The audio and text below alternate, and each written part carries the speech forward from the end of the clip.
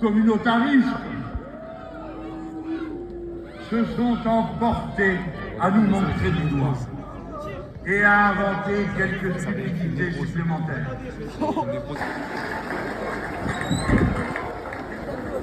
Et votez Mélenchon! Et votez Mélenchon!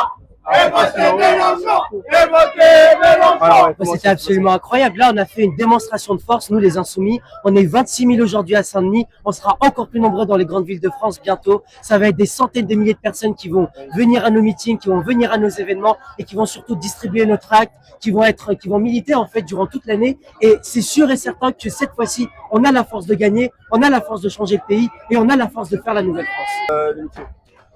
Le meeting, franchement, bien. La place, elle a été remplie. Ça s'est passé comme c'était annoncé sur les réseaux sociaux et sur le site de la France Insoumise. Franchement, bien. Et t'es militant à la France Insoumise? Je suis militant à la France Insoumise, oui. Ok, très bien. Et si on devait retenir quelque chose peut-être du meeting, c'est vrai, effectivement, il y avait beaucoup de monde, etc. La place était pleine. Plus de 26 000 personnes, je crois. Qu'est-ce qu'il y a à retenir de ce premier, ce que moi, personnellement, j'ai retenu, c'est que le discours du leader, il était basé sur la justice sociale.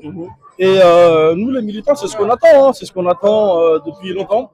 Un truc basé sur la justice sociale, sur le racisme, sur les violences policières, etc. Et nous, c'est ce que nous voulons, quoi. Merci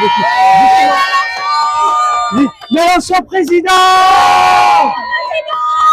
Justement, sur le sujet de la nouvelle France. Alors, comment vous la définissez? Alors, Jean-Luc Mélenchon en a parlé assez rapidement, mais comment vous la définissez, vous? Qu'est-ce que ça veut dire? Cette nouvelle France, c'est, disons que on part d'un principe, on part d'une base, c'est 1958. C'était une société où les femmes n'avaient pas encore beaucoup de droits. C'était une société où les personnes issues de l'immigration n'étaient pas représentées. C'était une société où même, de manière générale, on n'avait pas fait autant d'avancées sur le plan social, sur le droit des femmes, sur le droit des LGBT, sur le droit des minorités. Aujourd'hui, nous avons fait du chemin, nous avons eu de nouvelles lois, nous avons avancé sur le plan démocratique. Et aujourd'hui, il est temps d'aller au cœur de ce qu'est la République et de refonder la Constitution pour la mettre aux mains du peuple et donc, pour faire un nouveau projet qui soit en capacité, disons, de réunir et de rassembler les Françaises et les Français. Et c'est revenu à plusieurs moments du discours de Jean-Luc Mélenchon, ça a même été scandé par la foule, la nouvelle France, la nouvelle France, la nouvelle France. Comment est-ce que tu le définis, toi? Il en a un peu parlé, mais comment le problème, c'est que la nouvelle France, elle n'a pas été comprise par les médias traditionnels.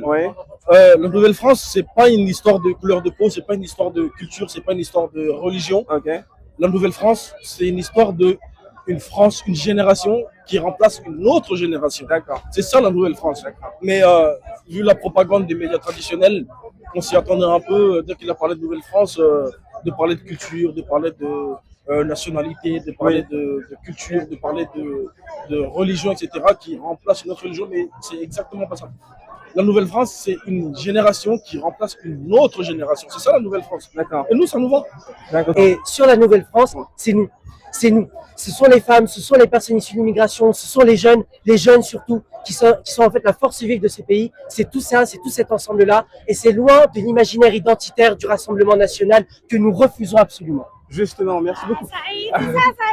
Merci beaucoup pour cette réponse. Justement, sur cette nouvelle France qui, comme vous l'avez extrêmement bien défini, pour ceux qui n'en veulent pas, justement ceux pour qui cette nouvelle France représente un danger, représente un changement même identitaire, ils vont le dire, et ça c'est le côté de la droite et de l'extrême droite. Qu'est-ce que vous leur répondez? D'abord, nous leur disons, la Nouvelle France, c'est pas seulement un projet, c'est un constat. La Nouvelle France, elle est déjà là, elle est déjà implantée. Regardez ici autour de vous à Saint-Denis, qu'est-ce que vous voyez? Vous voyez des jeunes, vous voyez des personnes âgées, vous voyez des personnes qui sont issues de tous les milieux sociaux, de toutes les catégories de notre société. En fait, la Nouvelle France, elle est là et elle est déjà installée.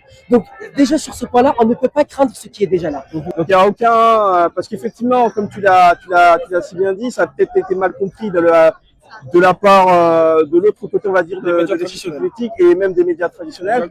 On parle d'une nouvelle France qui va remplacer une ancienne France, qui est plutôt traditionnelle, blanche, catholique, traditionnelle, etc. Mais cette France, elle n'existe plus.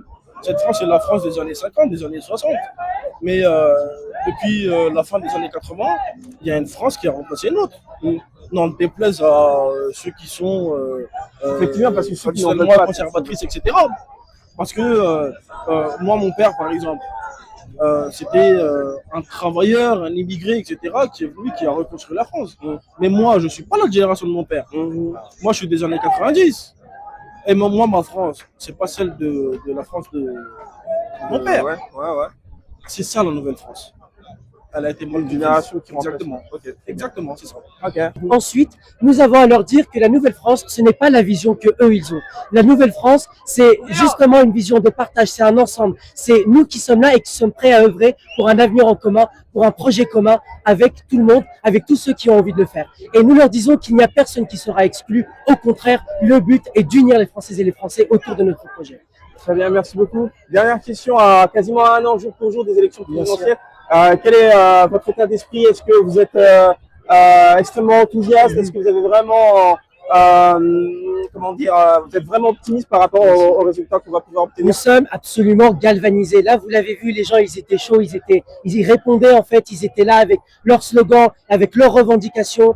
Nous sommes tous là et nous sommes prêts à gagner parce que nous savons cette fois-ci que nous pouvons le faire, nous pouvons l'emporter et nous allons y arriver, sans aucun doute.